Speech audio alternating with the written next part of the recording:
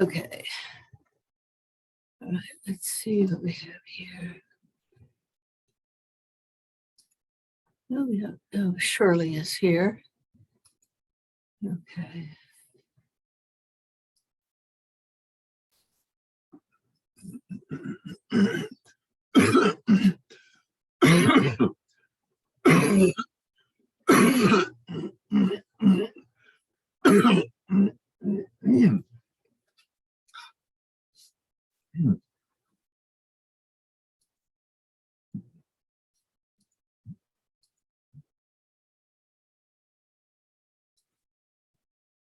Um,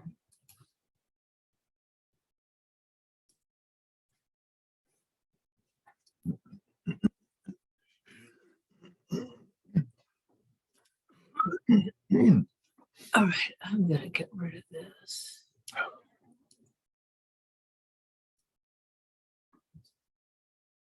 Okay. So sit that.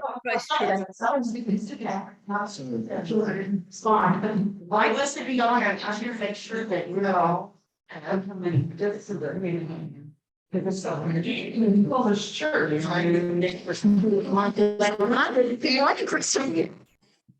Okay, good morning, Yeah, folks. We're here. Patty and Weldon are here. Can you hear us? And You'll hear us? make sure. So. It should be. It was there. Can you hear us, okay, Weldon? Can you hear us, Weldon? Oh, wait, oh. Morning, can you hear us? Well, can you hear us? Yes, we can hear you. We're good. Okay, thank you. All right. Put up closer to the. Buenas. Here you are. Right here. See, there you are. So.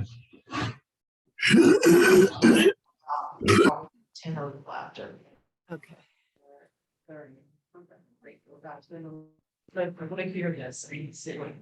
Patty has to say about this window at the back. Oh, it's well, yeah. I am so curious about that window at the back end. It's always been so beautiful. Gotta go get my phone and call. I can. Okay, yeah, let's see if maybe they're, we can figure out why. Oh, Weldon is. Oh, so he's. Crystal, how are you doing?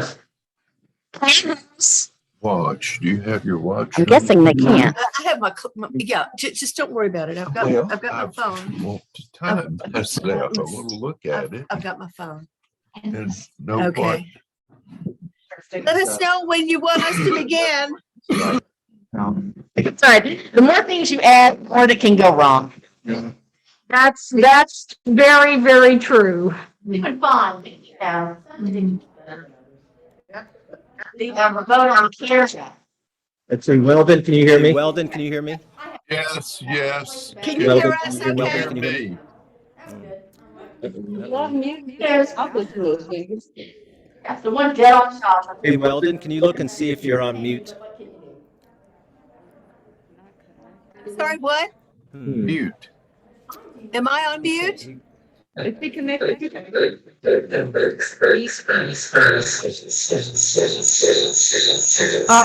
that's not good. It's never good.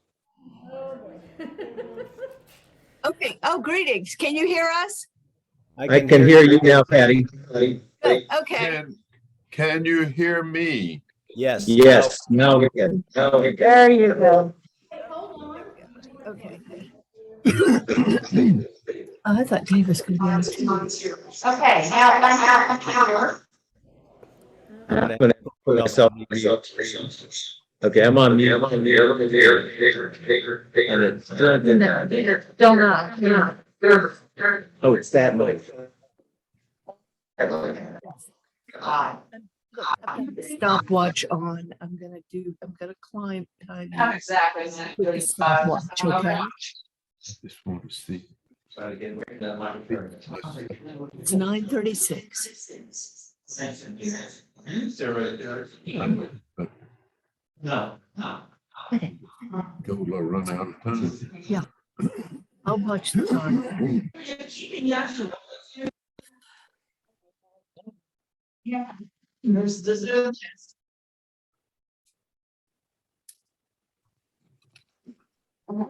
Maybe come and look at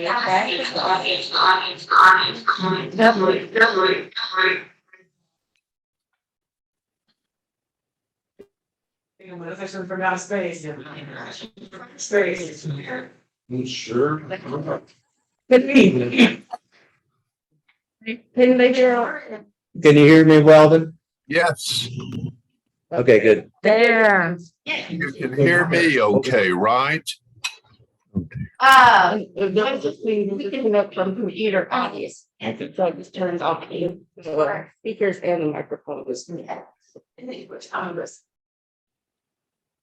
So what do you think, Amy? We ready? No. You know, all those they'll turn off and turn on. Turn off. I'm stepping. It does. It needs to get a bigger hammer and just turn it on. Works, but Is that my computer or your machine?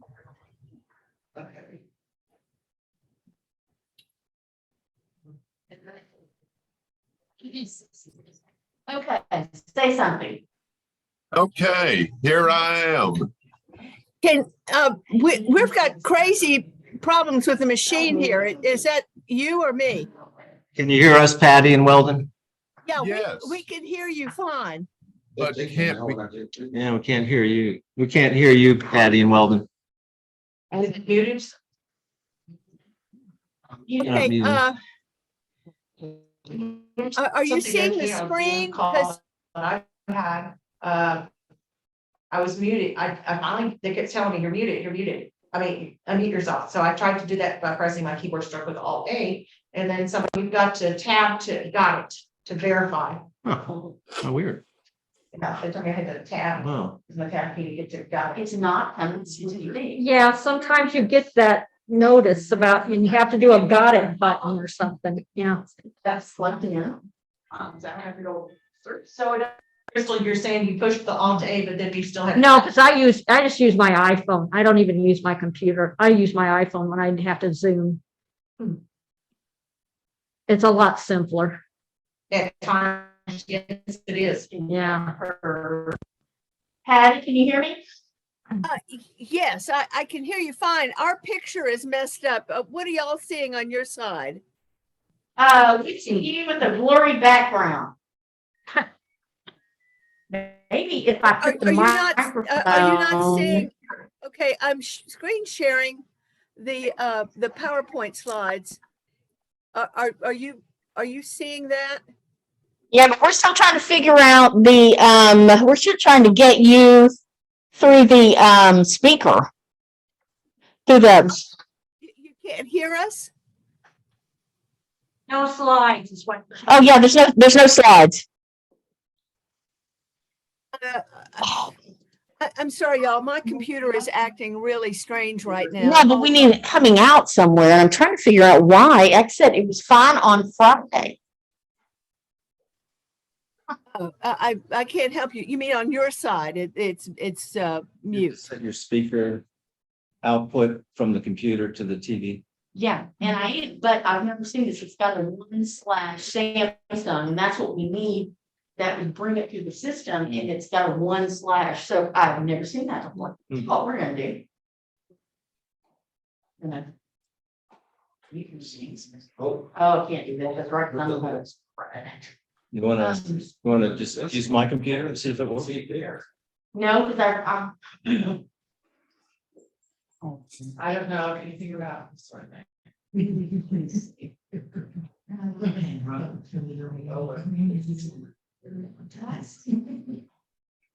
What do we ask them? I can't explain something. I'm more confused than before I asked him.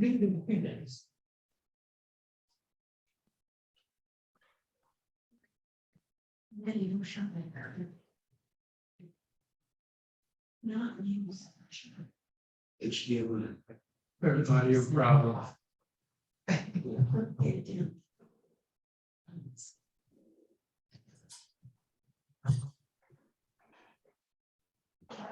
Something going on with the TV, because I said I've never seen that one before, ever. I look at something. I don't know. To leave the reading? Well, we'll actually get the sound back to where it was. Oh, virtually. With the shop. Oh, no, it's just the thing it is, it's just not the whole, it's just the sound. And then.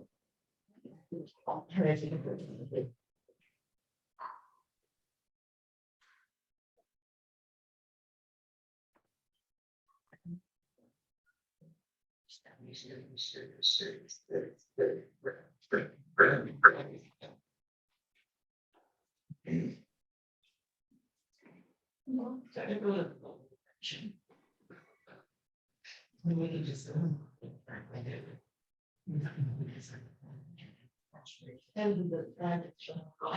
mean, she just like made that come alive. And all about this horrible lady and you see her suffering through all this and basically. There's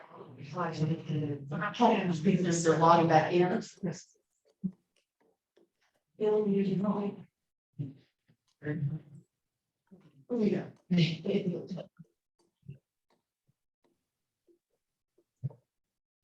I can't do it all.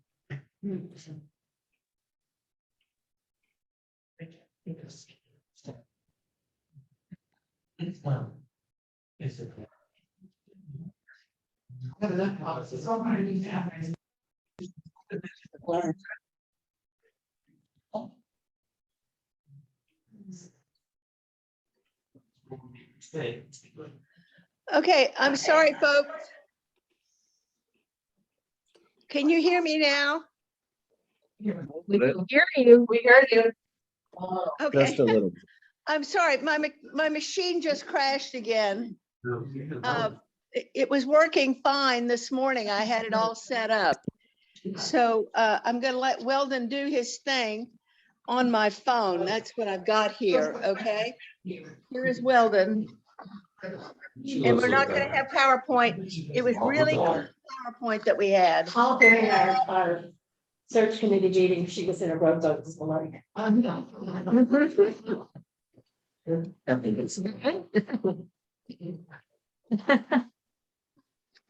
If I get this up, then Weldon is gonna start, and then he will start with his thing. Hold on just for a second. Let's get this going. While I'm doing the setup, you want me to tell you what we got planned for Lent for adult form? I'm sorry? Okay, there's Weldon, and he can do his thing, and then while my machine tries to boot up again.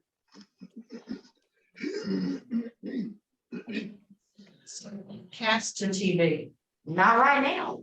I said it's working on Friday when I said it. So How loud can those speakers Yeah. give us? That's it, huh? So probably isn't gonna do. Hello? Hello? Mm. Are you ready?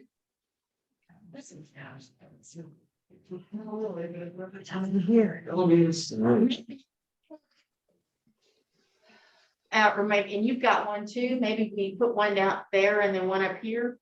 Can try that. It does do that thing where it gets into a doodle.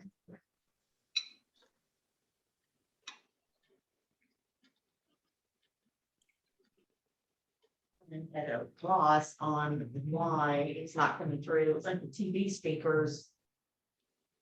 Which, like I said, it worked on Friday, but then so did the remote for the camera in the church. That was there. We can try hooking it up through my computer and see if that will just give me that cord and all. That just in. Okay. Can, do you have HDMI or do you need the, you need this? Here we go. Right in. Oh, yours okay. Yeah. That'd be awesome.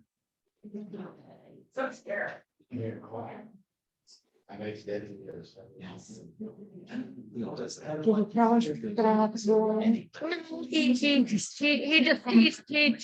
just teasing us like that. I want to know what we're doing for Lynn. Look forward to Lynn. I'm looking forward to Holy Week this year. I can leave all this one too. Susan, What? did I hear Becky? Yes, she's here. Okay, I thought I heard her name. I mean, brief seen her.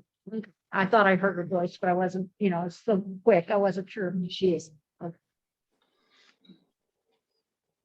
Recording in progress. We'll do a mini mode. Okay, Okay, well, then, can you hear me? Hello? Can you hear me? well? Yes, we can hear you fine. okay, Can you some- hear me? No, No. it's, Look down at the Make it full screen. that's what Let's try this, because if it doesn't work on yours, then there's something wrong with the speakers on the TV, which is not a good thing.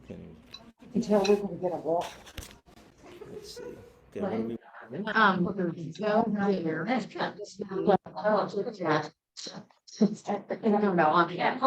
they were a physics professor, and I'll plug this in. And then have an option there for the. Back to the blue house. Down. Yeah. Stupid thing. See, when it does that, I can't even find my arrow now. And no. He doesn't have to go around Why does it do that? Murphy's killing us today. Murphy's winning. Okay, click send. Now, He's perfect and fine. Okay, well, then say something, we'll See if it works now. Can you hear me, Weldon? that's about. Hello? Can you hear me? No. Hmm. Okay, Since it doesn't work on yours, it doesn't work on this one. can you hear us? Tell him you please can hear them. We can hear you loud.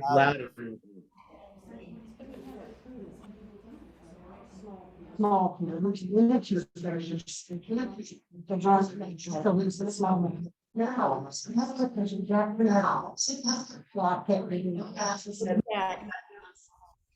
Can you hear us? The TV speaker was all the way down. Oh, I just thought, maybe Here. that's it. I don't know. Let's keep our fingers crossed. Hope it's best. I don't know who would have turned it all the way down, but you know what? Can you hear us now, Dave? Hold on. we're about to hear, she said, figured something out. I'm sorry? We think maybe so. You think it's what? Well, she found out that the TV sound was all the way down. Oh, so the TV was on mute? yeah. Okay. My machine, Yay! Okay,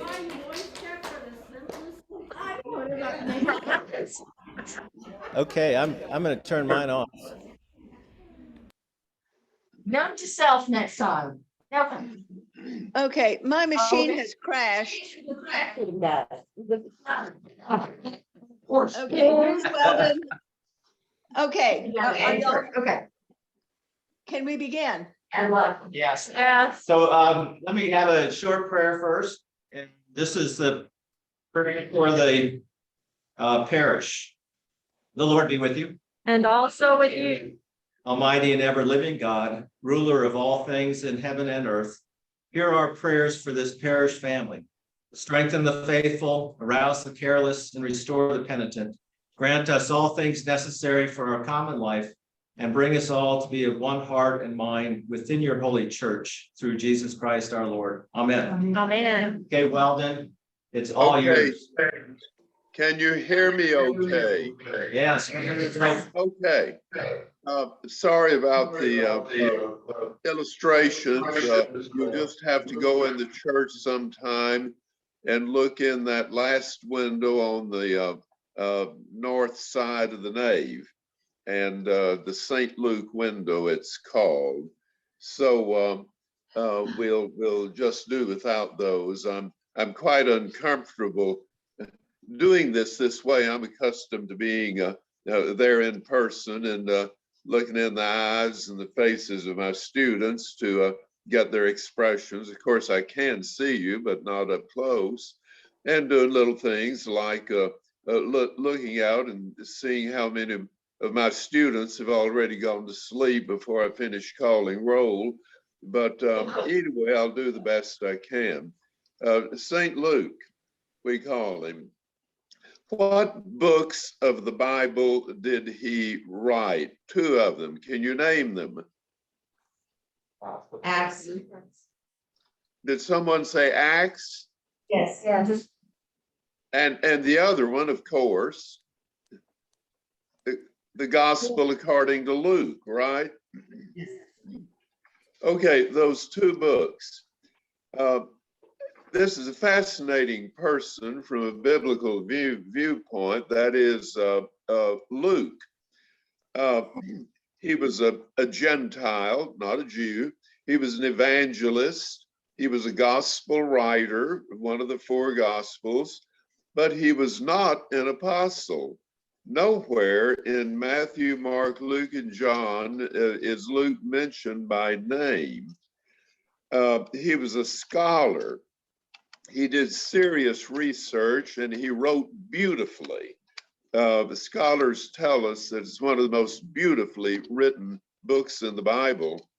Not only that, but near and dear to my own heart, he was a historian, a writer of history. He was an associate of Peter and Paul. We find him in the book of Acts, not by name, but we know he was present. Like when he uses the word, he says we, meaning Luke was there, and then he'll switch to they or him, meaning he was not there, and back and forth. Paul makes 2 references to him by name. In Colossians 4:14, Paul said, he's speaking about our dear friend Luke, the doctor. And in 2 Timothy, Paul is in prison in Rome, and it says, only Luke is with me.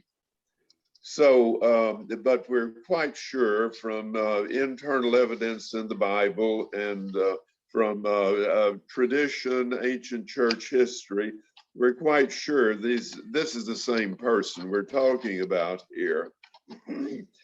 In the book of Acts, which remember he wrote, Acts 10:38, Luke says, Jesus went about doing good and healing all.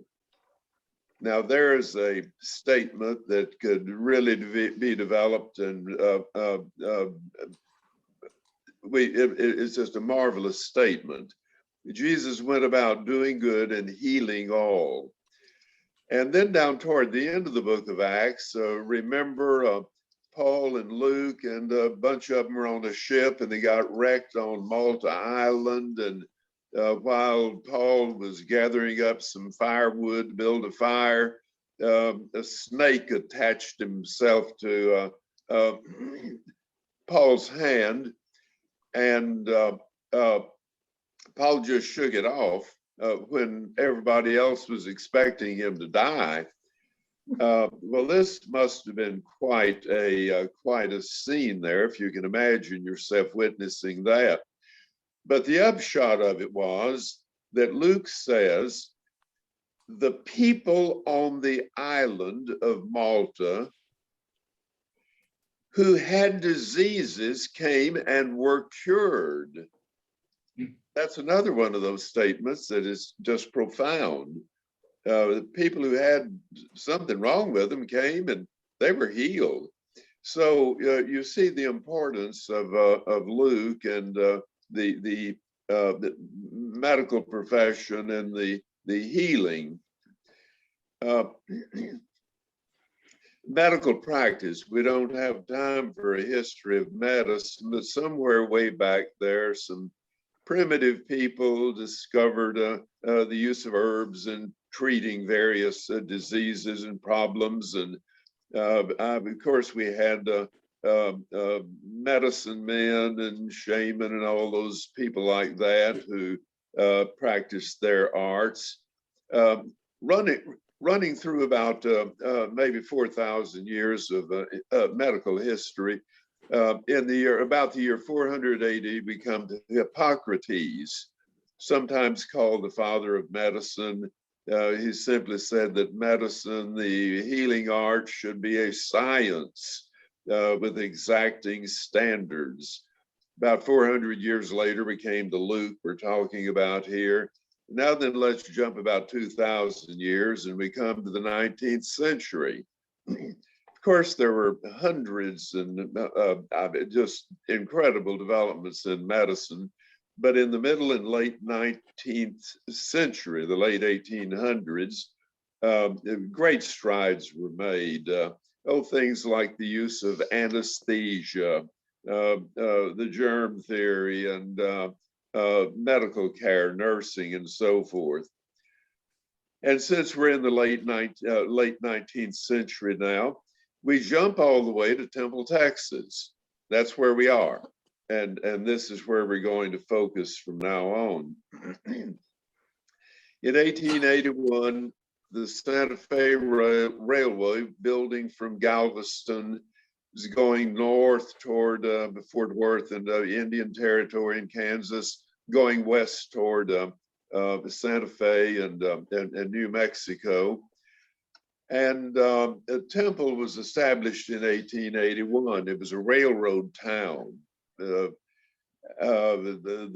railroad founded it and built it up and promoted it. And it was in 1892, that's about 10 years after Temple was established, the Santa Fe Railroad wanted a hospital central location for a hospital. And they selected Temple. Branches went out in 3 directions from Temple, meaning the railway workers, if they were injured or sick, could get to Temple rather quickly. The Santa Fe Line Railway Company had this hospital. It was called Santa Fe Hospital. They needed a good doctor. They found a good young doctor in Gainesville named Dr. Arthur C. Scott to head up the medical practice at their hospital. He needed an assistant, so he found another bright young doctor down at Cameron, Dr. Raleigh R. White. And you see the beginning of a story there. Now then, we need to introduce a totally new and different stream of history. So hang on to everything I've said so far. Let's go to an organization called the King's Daughters. Now, don't confuse that with Daughters of the King, which was strictly an Episcopal order. The King's Daughters was an ecumenical order of ladies from all different denominations. Yes, there were a lot of Episcopalians there, and Presbyterians and Methodists and Baptists and Disciples of Christ and whatever you can think of. This organization had its beginning in 1886 in New York City. These ladies were women of standing in their communities. Their husbands were usually doctors and professional people, businessmen, merchants. But they were very interested in the gospel of Jesus Christ. They knew their Bible, they knew the scriptures. And they determined that there was a great need in the late 1800s for caring for people who were, what would we say today, disadvantaged, They had no power, economic and political power. They were down on their luck. There was no one to help them. They were all by themselves, whatever you want to call it. And they became some of the probably a linchpin in a movement that is called the social gospel.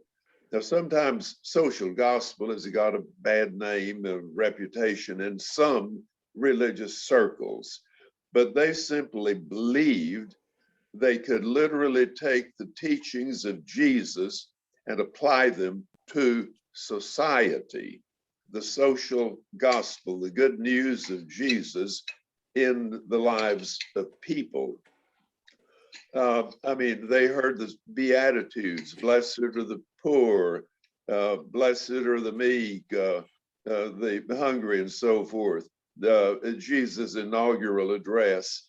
And they looked at his concluding address, his benediction at the end of his life, the judgment scene, remember, separating the sheep from the goats, as it were. Why are we of goat, or why are we sheep? And Jesus said the difference is, I was hungry and you fed me. I was naked and you clothed me. I was sick and in prison and you visited me. These dear ladies didn't just write that off as rhetoric. They literally went to work. Their motto was, look up and not down, look forward and not back, look out and not in, and lend a hand. I bet that would be a good title for a book, wouldn't it, about the king's daughters? To lend a hand. Somebody needs to write it. But anyway, they went about literally establishing hospitals, establishing orphanages, playgrounds for children, homes for unwed mothers, fighting for children's rights so they wouldn't have to work 14 hours a day, 6 days a week. They literally rolled up their sleeves and they went to work. This organization had its beginning in 1886. Just a short time later, very quickly, just a few years later, I think it was about 1887, they established a circle, they call their chapters, in Temple. Well, the first one in Texas, and in Temple was the 8th circle established in Texas. So right here in Temple, we were on the ground floor. Remember, well, I mentioned they were ecumenical, they were Protestants, and you know what kind of work they did. And the ladies in Temple, in the whatsoever circle, did exactly what all of them did. In 1896, they had an opportunity to take a step farther. There are many stories about the beginning of their hospital in Temple, but it all boils down to there was some person in great need, someone who was sick, who had no money, no power, he was disfranchised, and on and on and on. And these ladies said, we will take care of this person. And many of them, remember, were the wives of doctors. So they probably conned their doctors into saying, okay, we'll take care of the medical needs.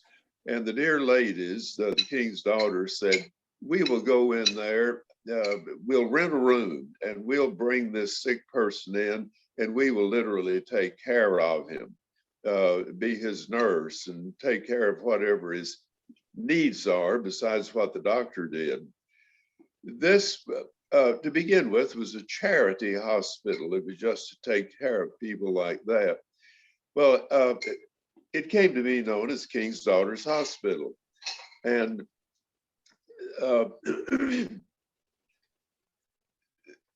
it grew. More and more people they found who were in need, and they said, "Bring them on. We'll take care of them." They outgrew the little shack they were in, which, by the way, was in North Temple, just a few blocks west of our church. Then they were needing another place, and back out on the east side, they found a big house. In fact, a doctor who had been in practice, he and his family lived upstairs, and downstairs he took care of his patients. And he left Temple, and the King's Daughters acquired it.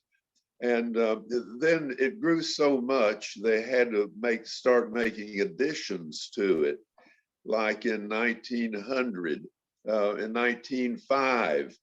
In 1912, they kept adding nice new brick additions.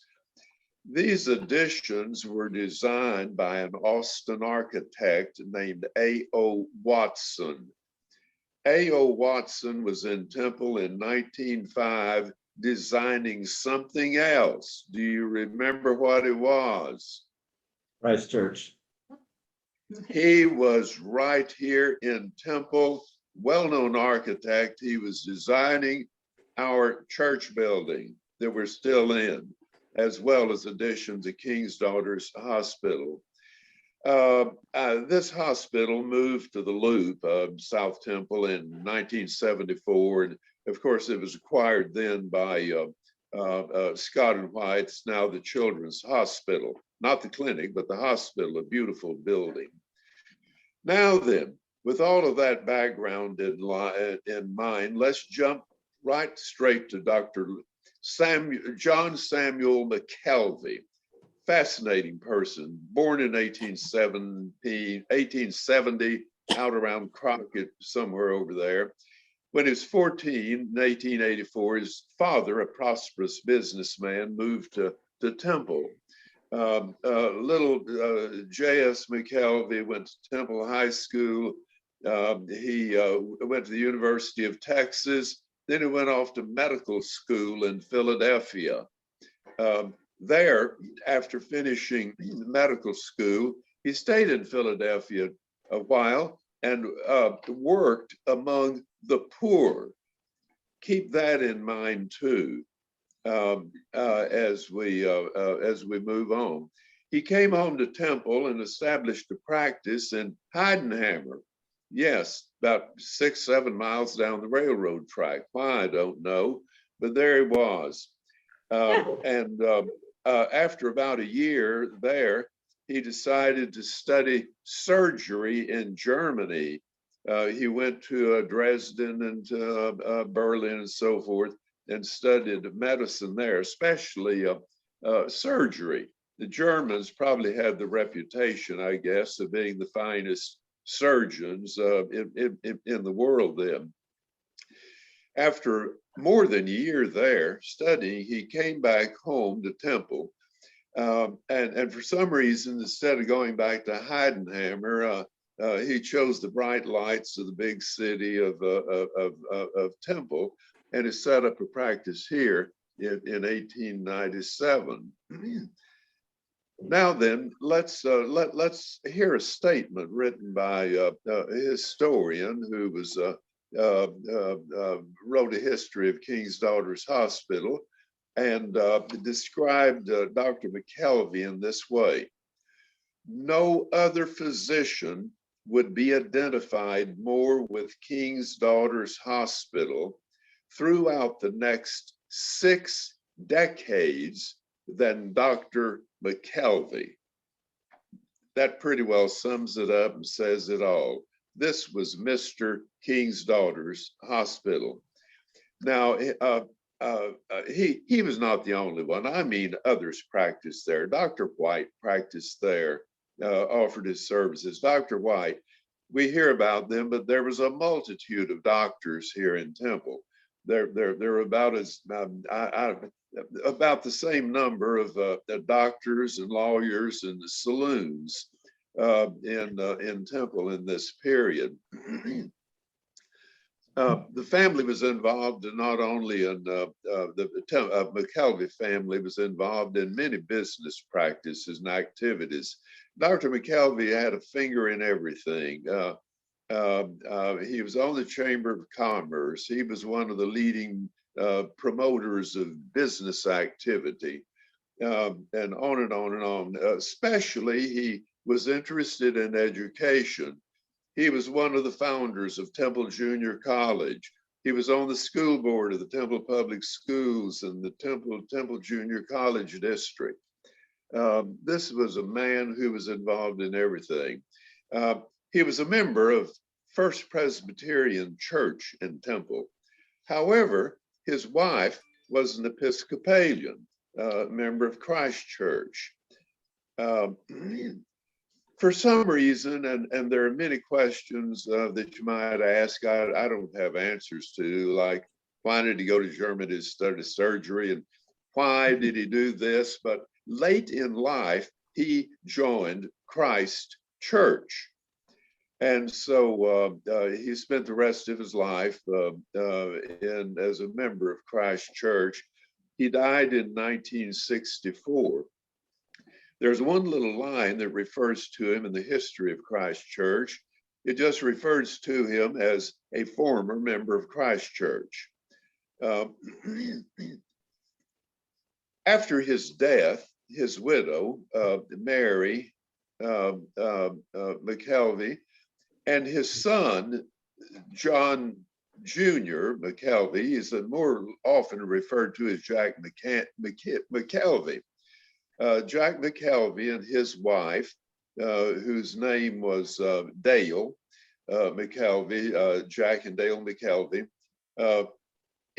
after her father-in-law died, decided that they wanted to do a memorial for the physician, the father and the father-in-law, Dr. Mckelvey. So we're in 1973. A few of us can remember back that far, and how appropriate that they pay for a window in the church that would be of St. Luke the physician.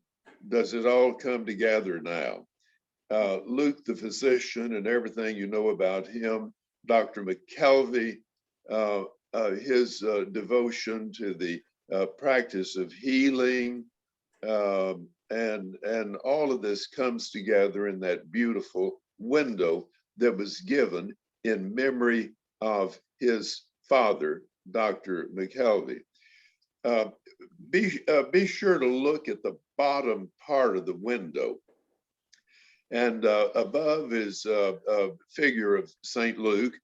It is loaded with symbolism we can't even begin talking about now, but medical symbolism, religious symbolism, church history, the caduceus, and a banner that says the beloved physician, and on and on and on.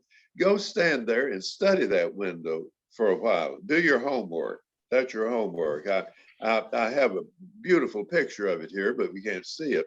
You can't see it, I can, but anyway, but you can go look at it. And it says at the bottom, in loving memory of Dr. John S. Mckelvey, 1870, 1964. Now, the linchpin in all of this. Out there, weren't It's 2 or 3 inches thick in places. wow. Hello? So the both things.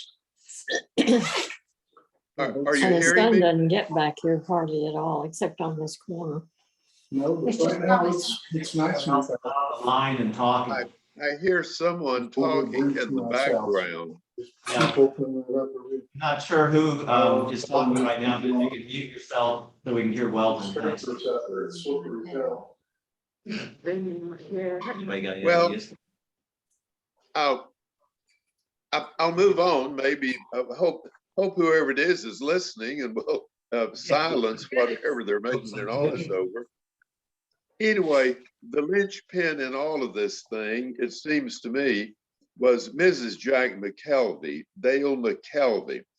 She is described as a devout Christian lady who had faithfully served her Lord and his church. She died in 1975. Now, remember, she is the daughter-in-law of Dr. McKelvey, the one who's being memorialized here in the window. Adding one, just a footnote now, we've done Dr. McKelvey, all of these strands have come together, and the result is this window that we'll go look at and study. But after she died in 1975, her husband, Jack McKelvey, said he wanted to make a memorial for his deceased wife. Hence, he purchased, he gave the money for another window in Christ Church. It is the picture of the woman at the well. Look, Jesus and the woman at the well. And that's on the south wall of the nave, almost facing the Dr. McKelvey St. Luke window. This was given in her memory by her husband, Jack McKelvey. So these, there are two windows associated in some way with the McKelvey family. Not only as a memorial to Dr. McKelvey and what he did, his dear daughter-in-law, but teaching a lesson. That was stained glass. There were figures. They were designed to teach lessons, and we would, biblical lessons. You recognize these. St. Luke, what's more biblical? Jesus and the woman at the well, what is more biblical? So think of this as the teachings of the Bible in stained glass. Well, that's about it. We might say, thus endeth the Dr. Luke, Dr. McKelvey story. Bye. Well, thank you so much, George. You got applause. And you even landed the plane on time so we can all get to church now. Good, But thank you, good. thank you so much. That was wonderful. Thank Okay, you, Weldon. been fun. Thank you. Go do your homework. Okay, we'll go do our homework.